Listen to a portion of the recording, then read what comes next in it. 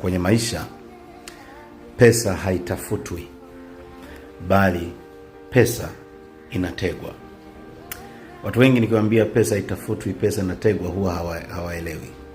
Ukichunguza katika maisha yako, umetafuta fedha sana, lakini unashangaa kwa nini huzipati. Pesa huwa haitafutwi, pesa inategwa. Inategwa na nini? Kuna watu hawafahamu kwamba fedha ni jambo la kiroho. Kizungu tunasema money is a concept, money is a spiritual. Huwezi ukapata fedha kama hauna thamani, na thamani hii ndiyo inayotega fedha ambayo naizungumza.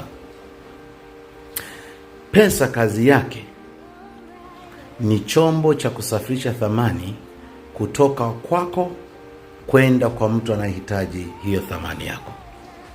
Na thamani yako inapotaka kuhama kutoka kwako kwenda kwa mtu anayehitaji hiyo thamani, ndipo anakupatia wewe fedha.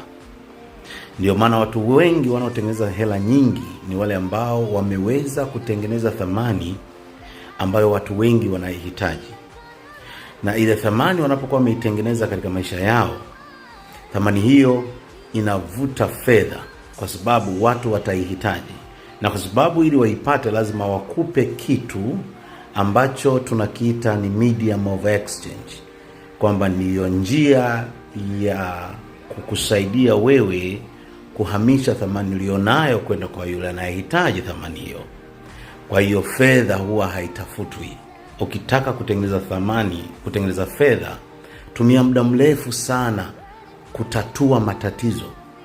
Tumia muda mrefu sana kutengeneza thamani ambayo thamani hiyo inatatua matatizo makubwa. Pesa zenyewe zinajileta. Watu watakutafuta hata kama unaishi shimoni, kwa sababu una kitu ambacho wanakihitaji.